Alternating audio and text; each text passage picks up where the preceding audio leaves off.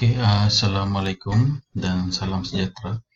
Okey, sekarang ni saya akan bagi tutorial untuk download SQLite.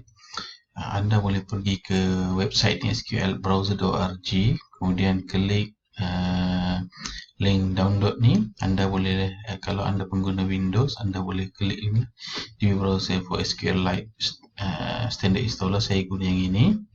Okey, kemudian download, kemudian install lah seperti biasa. Apabila anda telah install, anda akan lihat ni DB browser macam ini, DB browser, dan klik DB browser. Okey, DB browser yang ini anda sebenarnya first kali inilah interface untuk DB browser for SQLite. Okey, kita ada sini ada dua, kita nak buat new database ataupun open database. Contoh sekarang kita nak buat new database.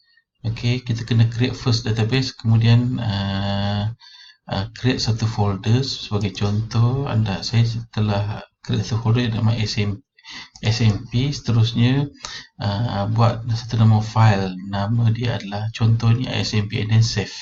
Itu sahaja untuk bagaimana kita nak membina pangkalan data.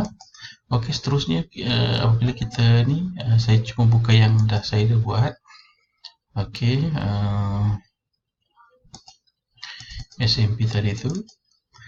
Okey, sekarang ini saya akan tunjukkan bagaimana untuk membina table. Okey, di sini ada menu yang kita boleh klik. Ini database structure ni adalah struktur database. Kemudian browse data untuk kita melihat data, kemudian edit ini untuk edit paragmas. Ini pun saya tak biasa guna. Kemudian yang selalu terusnya adalah SQL. Ini kita boleh menggunakan SQL punya function. Okey, untuk database structure, first sekali create table. Okey, sebagai contoh create table. Okey, yang saya buat adalah create table pelajar. Kalau lihat dekat sini. Okey, first kali dekat table ni, okey, tulis nama table. Kemudian di sini ada satu button sini, add field. Anda boleh add field sini. Sebagai contoh, yang pertama sekali adalah ID pelajar. ID pelajar, anda pilih text. Kemudian dalam kurungan anda tab 10 dan klik PK. PK ni adalah primary key. Kalau lihat dekat bawah ni, dia letak terus primary key ID pelajar. Kemudian yang kedua adalah nama. Okey, nama pun teks juga. Saya letak 30 contoh. Kemudian saya buat sini NN ni not null. Dekat sini dia buat not null. Okey, sebagai contoh email. Okey, saya pun letak teks 30 not null juga. Dan lepas tu klik OK saja. Okey, selepas klik OK, anda klik browse data. Okey, browse data ini anda masukkan data. Untuk masukkan data, saya telah masukkan data untuk pelajar. Okey, untuk masukkan data pelajar, anda klik new record. Kemudian masukkanlah data pelajar. Contoh saya masukkan di 003. Nama dia adalah Stacy. Kemudian email stacy@gmail. Kemudian sini klik right change here. Okey, kita telah berjaya masukkan data. Kemudian saya nak lagi tunjukkan bagaimana untuk membina table yang kedua, itu table subject. Okey, untuk table subject ini, okey, untuk table subject,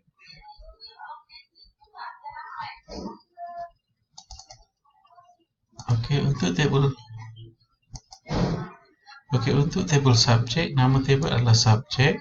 Dekat sini untuk ID subject, nama dia ID subject text 10 primary key, nama text nama subject 30, NN not null.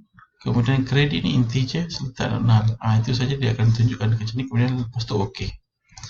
Okey, seterusnya table yang ketiga, saya akan tunjukkan bagaimana kita nak menghubungkan kedua-dua table ni pelajar dengan subjek. Kalau lihat sini tiada hubungan sebenarnya. Jadi kita kena wujudkan satu table, iaitu table grade, untuk menghubungkan kedua-dua table pelajar dan table subjek. Okey, dekat sini, okey, untuk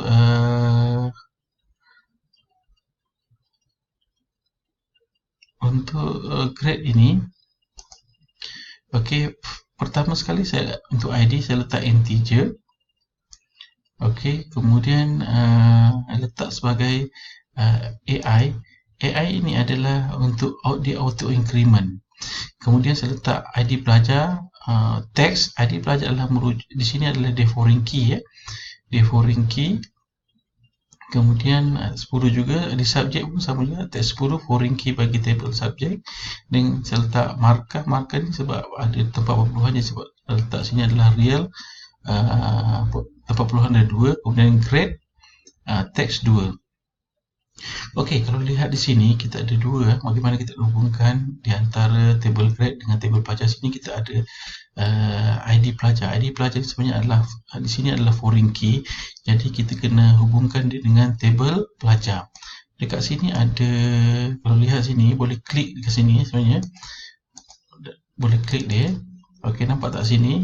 Dia adalah daripada table pelajar. Kita klik table pelajar dengan apa dia punya table pelajar dengan dia punya attribute. Sama juga dengan yang kedua, iaitu subject. Kita just klik saja dekat situ. Kemudian kita linkkan dengan table subject sebab dia adalah foreign key bagi subject, and then ID subject. Okey, kalau lihat dekat bawah ini, nampak tak? Dia kata ada foreign key ID pelajar, references pelajar, ID pelajar. Maksudnya foreign key adalah pelajar, yang di mana ia berasal daripada table pelajar. Kemudian foreign key untuk ID subject adalah daripada table subject, iaitu ID subject. Itu saja. Kemudian bagaimana kita nak masukkan data dalam table grade tadi? Pertama sekali masukkan dulu dalam table subject. Contoh dekat table subject saya masukkan 2 subjek, MMS 303, programming kredit D3, kemudian MTS 303, C++ kredit D3. Seterusnya lihat bagaimana kita masukkan dalam grade ni. Okey, lihat dekat sini ya. Okey, untuk kita masukkan data dalam ini, sebab kalau lihat ini, okey, ID di auto increment kita tak perlu masukkan data sebab dia automatic. Kemudian ID pelajar ni kita akan masukkan data, iaitu nilai yang sama daripada ID pelajar. Okey, kemudian untuk sama juga sebab ini adalah foreign key ya, sama juga ID subject. ID subject kita kena masukkan ID subject yang telah wujud di table subject, and then seterusnya kita masukkan markah dengan grade.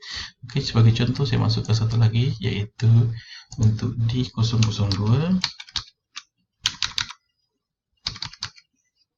Okey, saya ambil dia MTS 3013, contoh dia dapat sorry,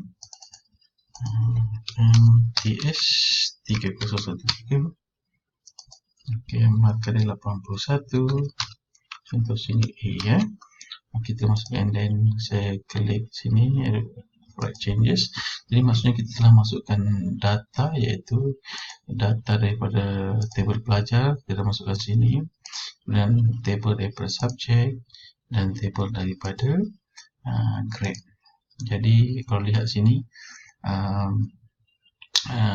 table grade ini menghubungkan di antara table pelajar dan table subjek. Okey, sekian saja. Terima kasih.